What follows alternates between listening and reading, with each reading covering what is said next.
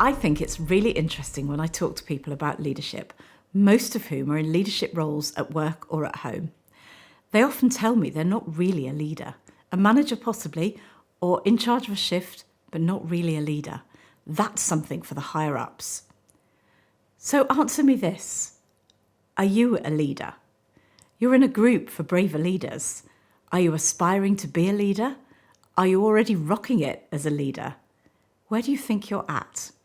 I believe we're all leaders in some aspects of our lives and followers or collaborators in other parts of our lives. And this is exactly how it should be. Every leader worth their salt has wise counsel, people they trust and learn from and share with. They have role models, things they aspire to, and hopefully formal coaches and mentors as well. This is how we grow.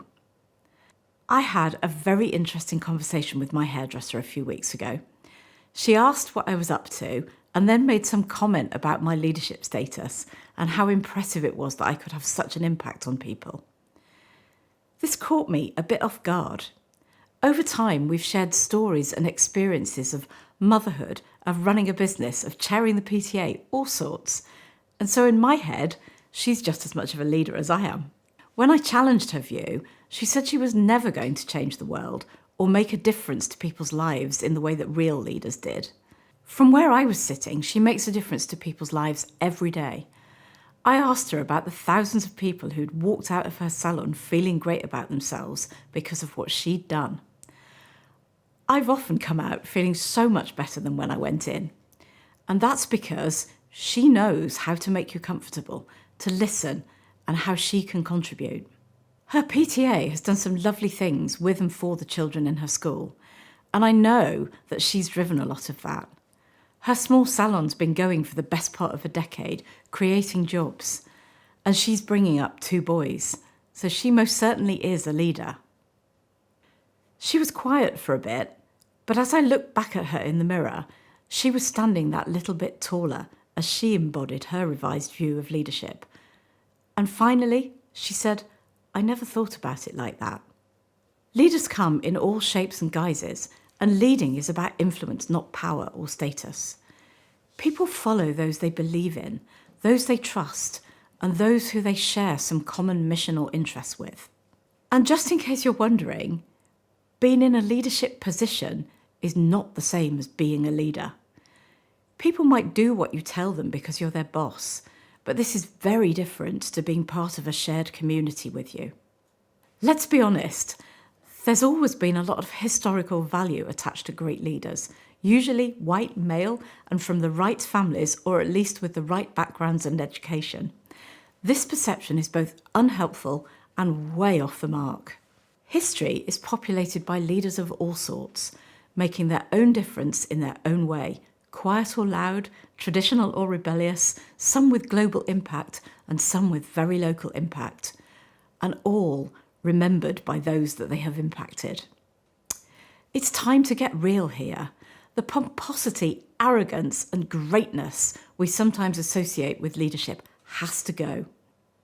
We need to start to bravely embody our own leadership impact in our own way. I believe leadership is about everyday behaviour and actions. It's about setting the tone in your group or workplace, and it's about those moments in which we get to step up for the good of others.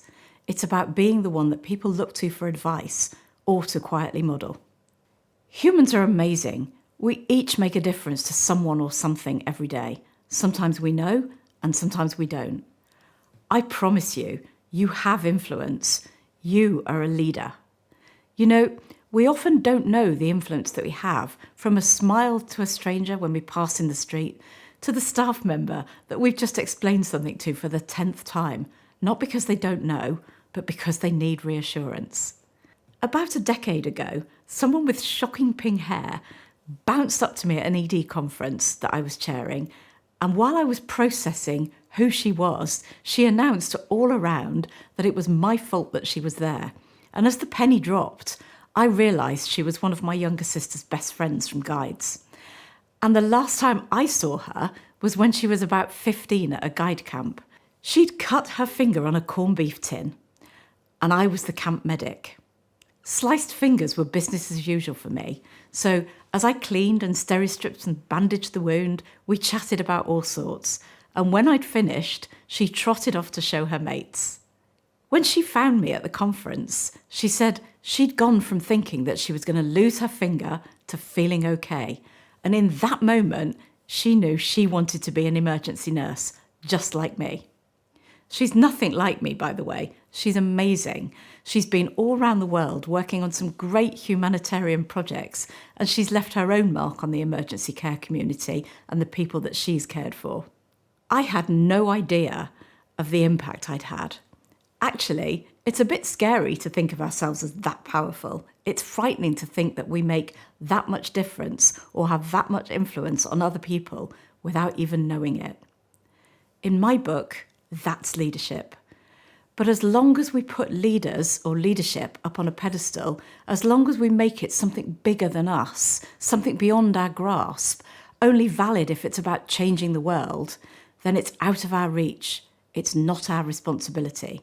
Because in doing this, in making leadership this big thing, we give ourselves an excuse, a reason not to be leaders, a reason not to make our impact every day. We deprive ourselves and each other not just of influence, but quite possibly of the things that matter to us the most. When we choose fear or playing it safe, we stay small.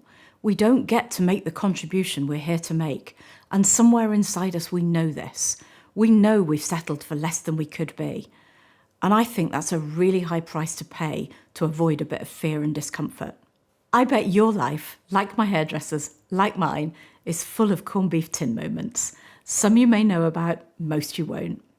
It's time to redefine what leadership is in a way that enables more people to embody their part in it. It starts by recognising that it is our power that scares us, not our inadequacies.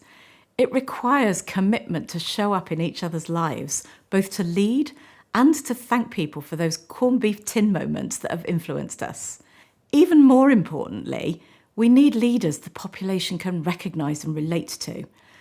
And that is most definitely not a one-size-fits-all. There are literally billions of different realities roaming around the world, each with a slightly different take on what leadership is and who has it. We all have it. When your influence or leadership changes one person's perspective, one person's understanding of their own influence, or their belief in what they might be capable of, when one more person understands how their contribution matters or the difference that they make, that person changes the next and then the next. And do you know what? We gradually change the whole leadership game. We change who we can be in this world. We change the whole thing. So own your own imperfect glory. Take every chance to help create the world you want to live in and the world you want to leave behind.